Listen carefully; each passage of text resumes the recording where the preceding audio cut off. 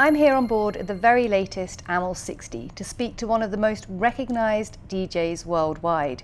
He's sold millions of albums and singles and has gained endless accolades and awards for his work as an international DJ, businessman and entrepreneur.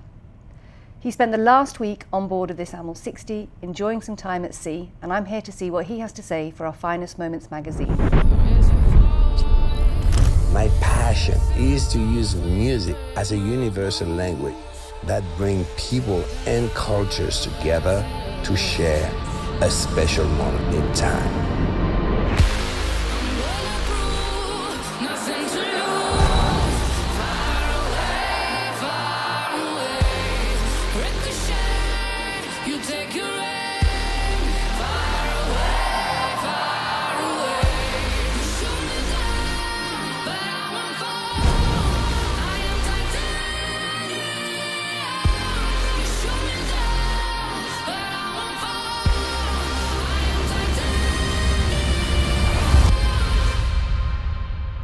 David, it's a pleasure to welcome you and thank you so much for having us here to join you on board of the AML 60. If we talk about building the brand of David Guetta, from DJing in Parisian clubs to dominating global charts, what were the key decisions that turned your passion into a business empire? So the first, it's hard to speak about a key decision before even putting context, because what's really crazy is then when I started to DJ, there was no example in front of me. So today, all the kids want to be DJs because they see us, you know, with the fame, they see us on social media, they see us making a lot of money.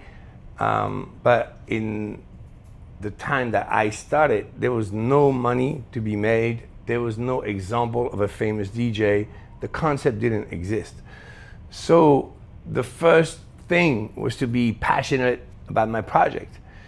And then later on, some things started to happen, especially in my case with house music, that I realized that there was an underground movement and that I wanted to share it with the world, just because I was passionate about a certain type of music.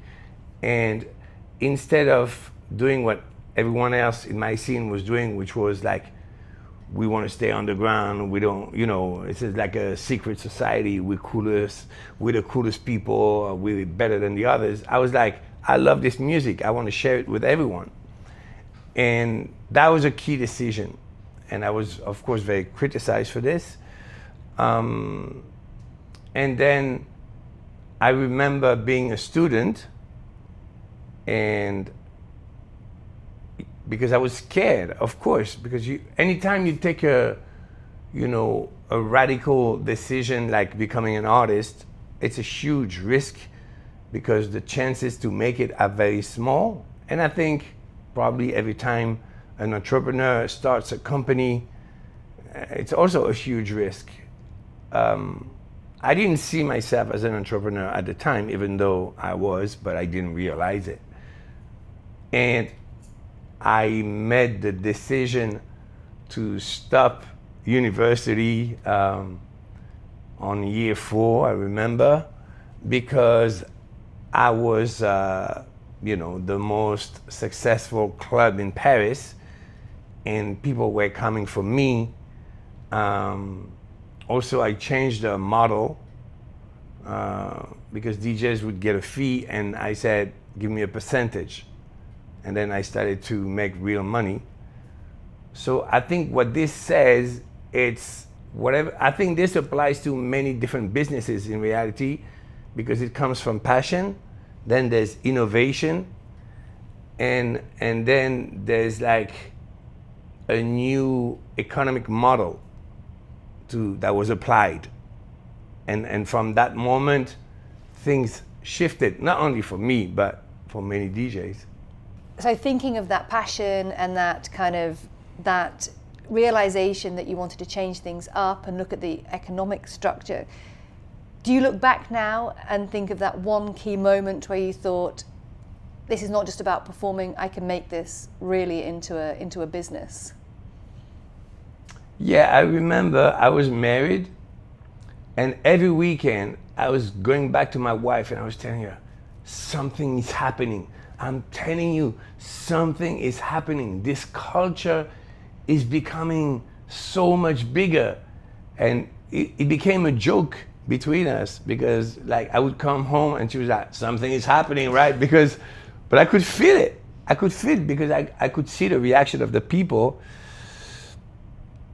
And I think, in a way, I was my own product. But, you know, it's like, let's say, you know, you have an online shop and you see that this model of dress that you designed is starting to, you know, there's so much demand for it, and all the cool people are wearing it. You're like, oh, something is happening here. And in a way, I think like everything is more or less the same. Every success story have lots of similarities, I feel. Like when I speak to, you know, different people that they work in art, fashion, business, finance, doesn't matter.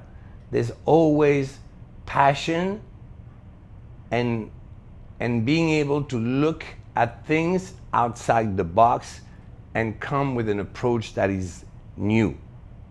And you know, usually people are so getting destroyed when they're part of a tribe and they want to do it in a different way.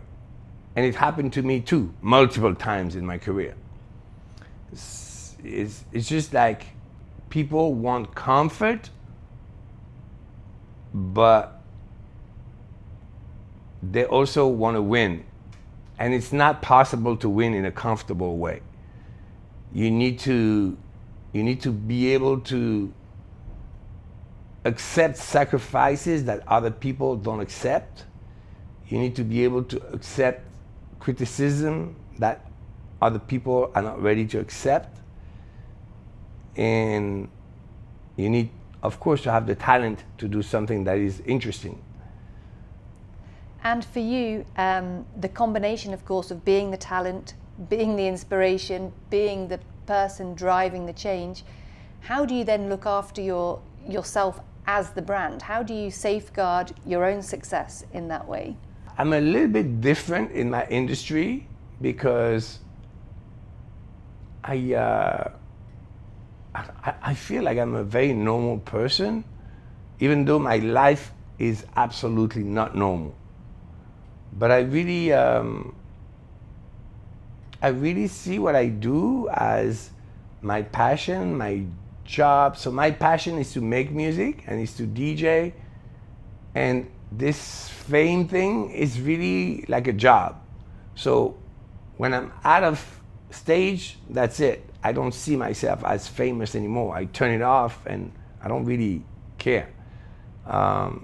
What lives with me constantly is the music. Like the minute before this interview, I was working on music. This is what I do all day long, and it's still my hobby, my passion, and also my business.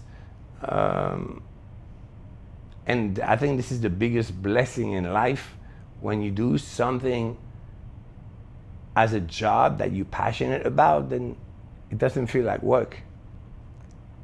So listening to that, if I was to ask you, do you see yourself as an artist or an entrepreneur, or is there no difference between the two?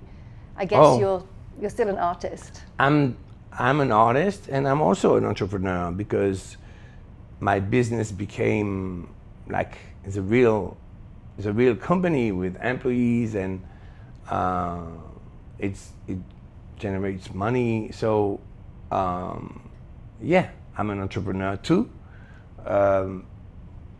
But everything is based on my product, which is my music. And I see in a moment, and I speak to a lot of young DJs, it's very interesting because social media became so important in what we do that kids only speak about that and forget that it's about music. And I think this is terrible. And of course, we need to use social media to promote the product. And I think a lot of people in the moment are confused, thinking that marketing is the product itself. And I really, really, really disagree with that. I've heard you mention boats, music, real estate. Do you have any other business ventures outside of the music world, for example? I'm a little bit nerdy, as every music producer. It's actually very funny because everybody thinks that the DJs are super cool. The reality is we're all a bit nerdy, which is not very cool, but we try to pretend. But because we are all like, computer people spending hours on very technical stuff. So this also makes me be passionate about, I don't know how to explain, but I feel like producing a track is choosing the right sounds that fit together to create an identity. And interior design and architecture is a little bit the same in a way. And I know many music producers that are passionate about, building a house, or in this case, participating in the interior design of the boat. So I think those are my passions. I love real estate. I love boats. Obviously, I love music. But outside of music, yeah, those would be my things. I like economy, like I follow, what's happening in the world, and I was always a little bit passionate about microeconomy, and yeah, it's what I'm telling you. I'm a bit nerdy like that. So if we think of that nerdy side in the nicest possible way, what role has sort of technology and innovation played in shaping how your career has progressed, how your music production and your music as an artist has changed over the years? So technology and music are connected together. People don't really understand that, but it's obvious. And that's in the history of music. If there would be no electric guitar, there would be no rock and roll, and if there would be no sampler, there would be no hip hop. And if there would be no computer making music, there would be no electronic music. So every time there's a new technology appearing, there's a new musical movement. People think musical movement come from the mind, but it always comes from someone that is smart and that is using a new technology in a certain way. If we think very quickly about success, has success in your own career, has the definition of success changed over the years? So in what I do, success can be measured in many different ways. So there's the let's say the commercial success, like being on the radio, having pop hits. Then there's the cultural impact that is also very, very important in what I do. So creating music that is going to influence the scene and change the music trends in the world. Then of course there's like how many people are coming to my shows. And I would say that financial success is also part, it's not the only one, but it's part of the different aspects of success, because at some point you can be as cool as you want. Numbers speak. That's my opinion. So, how many tickets can you sell? how many people are listening to your music, but also, like I said, what is the cultural impact I have? And that's very hard to measure, but it's real and it's very important. And if we bring all that together and think about the power of a brand to make you feel special, to the power that a brand can have to change something culturally, globally, if we think about you as an artist, you as a brand, what are you most proud of in your career that's had the biggest impact maybe? Actually, it's interesting. It's a very good question because if I think about what makes me the most proud, it's probably two things. There's a moment in my life where I combined urban music and dance music, which they were considered enemies before, and that became the biggest global phenomenon, and that changed the history of pop music, especially in America. And that is probably my proudest moment. But in general, I think it's my participation in helping the DJ culture to be more respected, to be well known, and to cross over in mainstream. How do you stay true to your own artistic vision when it comes to your work? I think there's always, when you do something artistic, but it's also a business, there's always a balance between what you want and what the market wants. In my case, it's very interesting because almost every time I want what the market is gonna want next year. The reason is I play music every day, I perform every week, so I get tired of the trend before other people. And then I need to create music that I want to play. And usually, not always, but usually, what I want to play is what people are gonna want to listen the coming year. Because by the time I make it, they're also tired of that old trend. And I think probably to make a boat like this one, you want to please the clients, but you also need to anticipate what they are gonna want. Maybe they don't even know they're gonna want that. I don't know, I'm just saying this, but it's very possible, and I'm sure it's always finding, because if you're just gonna be a crowd pleaser, you're always late. Because you say, oh, people like this right now, we're gonna make this. But it's gonna take you 2 years to produce it. By the time you produce it, it's already old. So I would say that in a boat, it's exactly like music.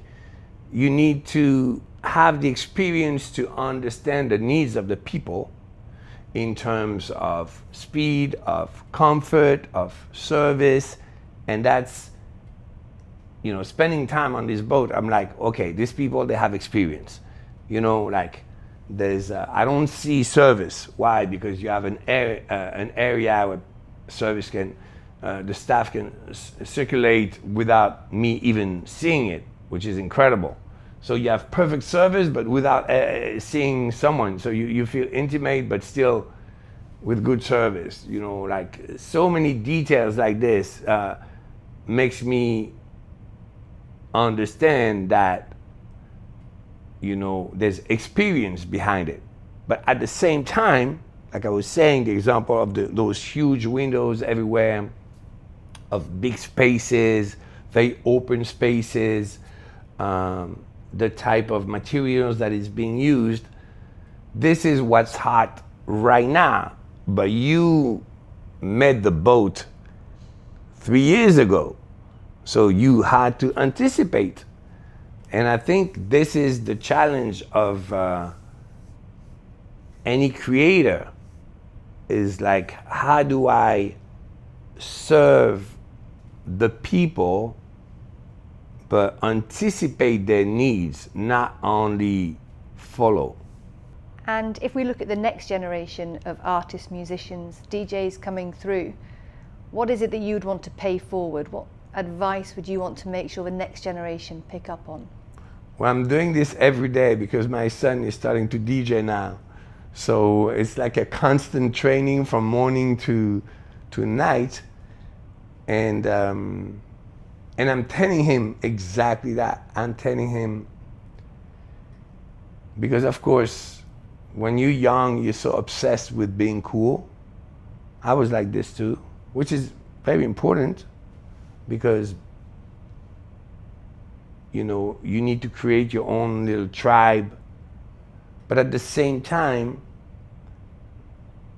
when you want to be cool so badly, you kind of tend to shut down a certain creative aspect because you want to belong to the cool people crowd.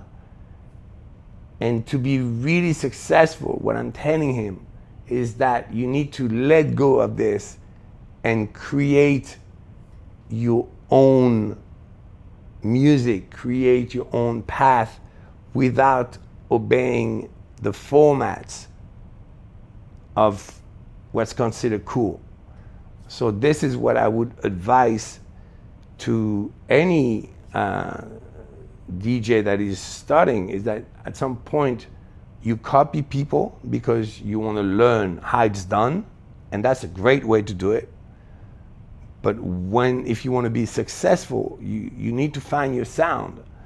And so that's what I'm teaching my son, is like, maybe don't be scared to be different. And that's what we would look forward for the next generation. One kind of final thought, if you were to look back to your younger self just starting out in your career, what piece of advice would you give to yourself? I wouldn't change anything. I really, like, if I actually spending a week on this boat, I saw my entire life from when I was a kid, and my apartment was more or less the size of my bed. So I would open the door and be on the bed already. And you know, all the sacrifices, all the risks, all the failures, all the wins that brought me here, on being able to have a partnership with Amos and spend time on this boat, and you know, and do my job at this level. I'm starting a stadium tour, which is, you know, unheard of for a DJ and very rare even for an artist, period, like pop, rock. You can count on two hands how many artists can do that. I don't think I would change anything, because I could say I don't worry so much, but maybe it's because I worried so much that I worked so hard. I think it's great to always envision yourself in a better position and do everything that you can to have a better life, and, you know, make the sacrifices that are necessary, work harder than the other people so you can achieve what you want, but not in an unrealistic way. Because what I see a lot today on social media is like, oh, I'm gonna make you a millionaire in 2 months. Like, it doesn't make sense. Like, okay, like, come on. You know, all of this takes a lot of time, and you need to learn to be the best at what you do. to get there. So I really wouldn't change anything in the process. The only thing maybe I would change is I wish I was studying music, not DJing, but like, you know, in a classic way. Because I don't know, I didn't believe in myself enough to think that I could make it as an artist. And in a way, you know, like if you compare this to anything, it's like, okay, I'm gonna do this, but if you study the classics, like, okay, for music, if you study classical music, it's always going to be a huge asset, even if you make electronic later.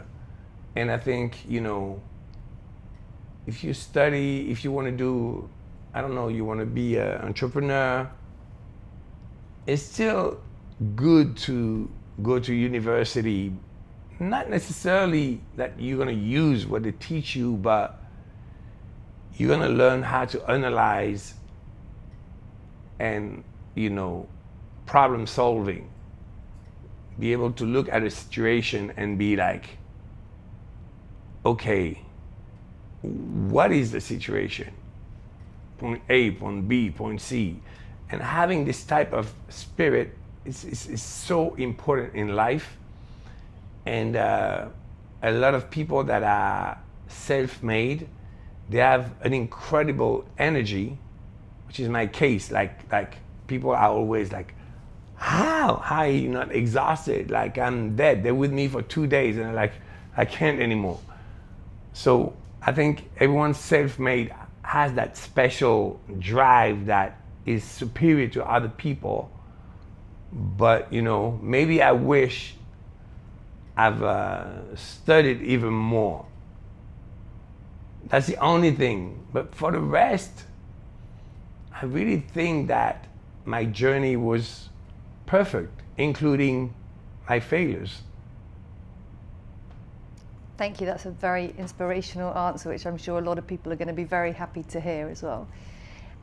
Just one very final question, because this is an interview for our Finest Moments magazine.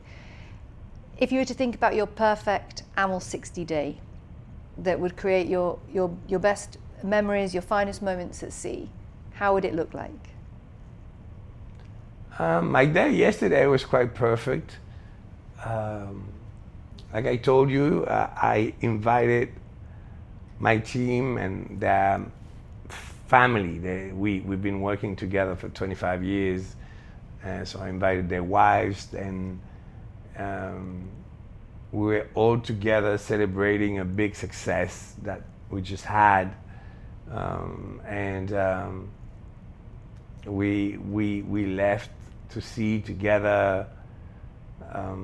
Everyone was so impressed by the boat and feeling so happy and excited.